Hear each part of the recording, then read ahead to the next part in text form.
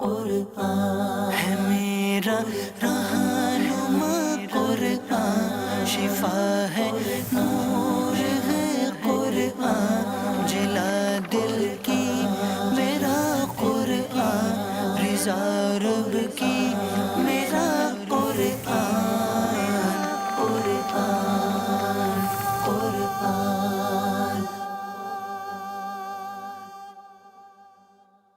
الحمدللہ رب العالمین والصلاة والسلام علی سید المرسلین،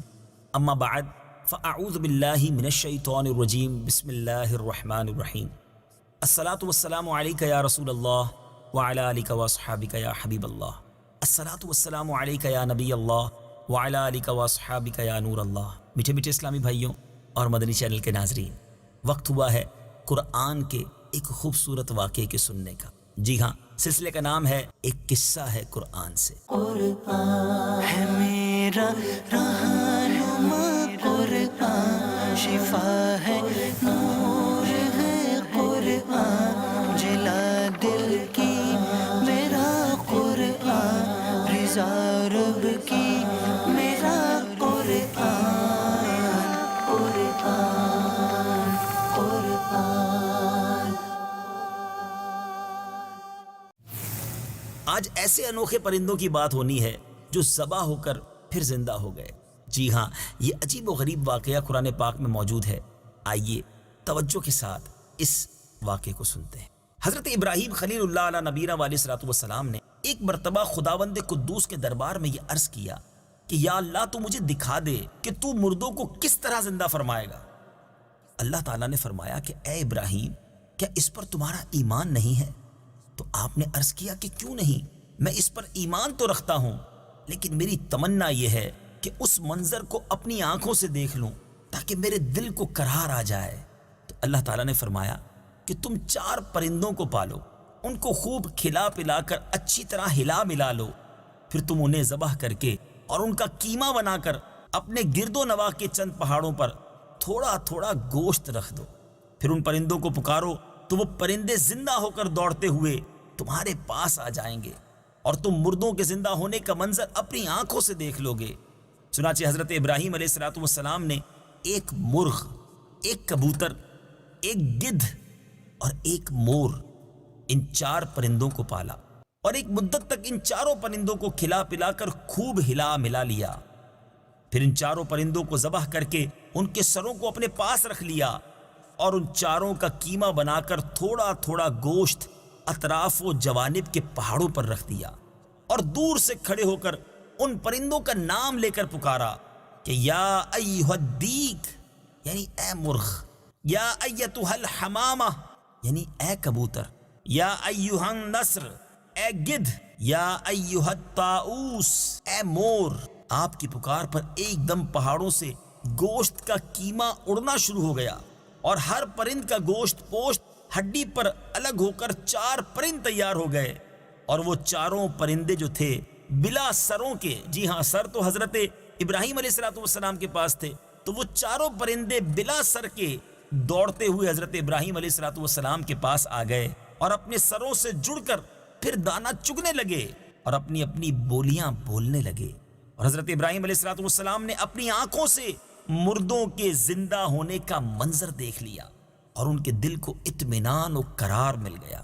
اس واقعے کا ذکر خداوند کریم نے قرآن مجید کی سورہ بقرہ میں ان لفظوں کے ساتھ بیان فرمایا ہے۔ چنانچہ پارہ 3 سورہ بقرہ آیت نمبر 260 میں بیان ہوتا ہے۔ آئیے تلاوت قرآن مجید اور ترجمہ قرآن مجید سنتے ہیں۔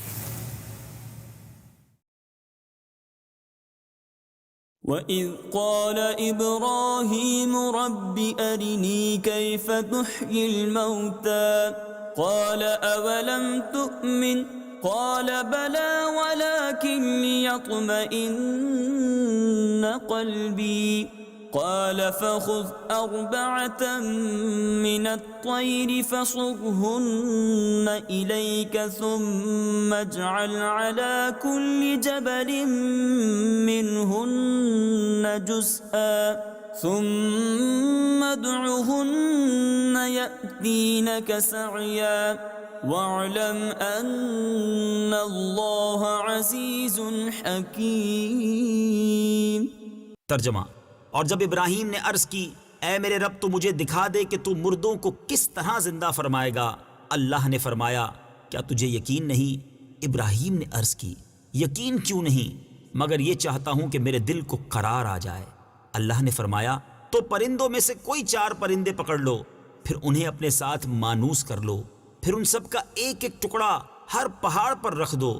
پھر انہیں پکارو تو وہ تمہارے پاس دوڑتے ہوئے چلے آئیں گے، اور جان رکھو کہ اللہ غالب حکمت والا ہے۔ میٹھے میٹھے اسلامی بھائیوں، آپ نے یہ واقعہ سنا،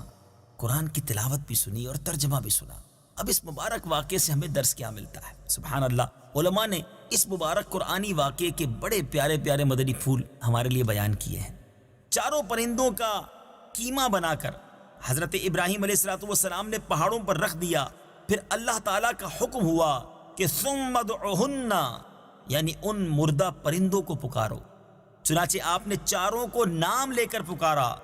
اس سے تو یہ مسئلہ ثابت ہو گیا کہ مردوں کو پکارنا شرک نہیں ہے، کیونکہ جب مردہ پرندوں کو اللہ تعالیٰ نے پکارنے کا حکم فرمایا اور ایک جلیل القدر پیغمبر نے ان مردوں کو پکارا تو یہ ہرگز شرک نہیں ہو سکتا، کیونکہ خداوند کریم کبھی کسی کو شرک کا حکم نہیں دے گا، اور نہ کوئی نبی ہرگز کبھی شرک کا کام کر سکتا ہے۔ تو جب مرے ہوئے مردوں کو پکارنا شرک نہیں، تو اللہ کے ولیوں اور شہیدوں کو جو دنیا سے پردہ فرما چکے ہیں انہیں پکارنا کیسے شرک ہو سکتا ہے؟ جو ان معاملات پر اعتراض کرتے ہیں انہیں تھوڑی دیر سر جھکا کر سوچنا چاہیے، انشاءاللہ انہیں قرآنی واقعے کی روشنی میں ہدایت کا نور نظر آ جائے گا، اور وہ بھی صراط مستقیم پر چل پڑیں گے۔ تصوف کا ایک نقطہ، جی ہاں، اس خوبصورت واقعے میں ایک بڑا پیارا تصوف کا نقطہ بھی ملتا ہے کہ حضرت ابراہیم علیہ السلام نے جن 4 پرندوں کو ذبح کیا ان میں سے ہر پرندہ ایک بری خصلت میں مشہور ہے۔ مثلا مور کو اپنی شکل و صورت کی خوبصورتی پر گھمنڈ رہتا ہے، اور مرغ میں کثرت شہوت کی بری خصلت ہے،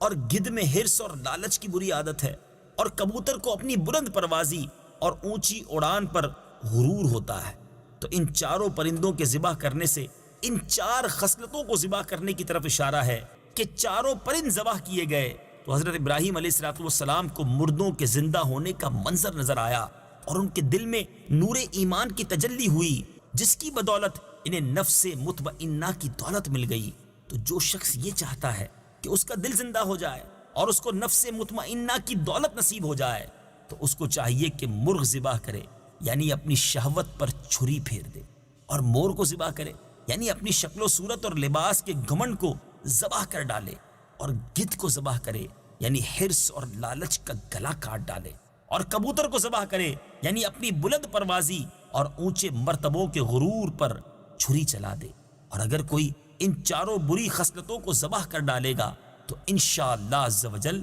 وہ اپنے دل کے زندہ ہونے کا منظر اپنی آنکھوں سے دیکھ لے گا، اور اس کو نفس مطمئنہ کی سرفرازی کا شرف حاصل ہو جائے گا۔ اللہ مجھے بھی اور آپ کو بھی ان بری خصلتوں سے محفوظ فرمائے۔ انشاءاللہ عز و جل اگلے ویڈیو کلپ میں آپ ایک اور قرآنی واقعہ سنیں گے، اور انشاءاللہ اس کے تحت بھی کچھ مدنی پھول ہم سب مل کر حاصل کریں گے۔ صلو علی الحبیب صلی اللہ تعالی علی محمد صلی اللہ علیہ وسلم۔ قرآن ہے میرا رہنما، قرآن شفا ہے، نور ہے قرآن، جلا دل کی میرا قرآن، رضا رب کی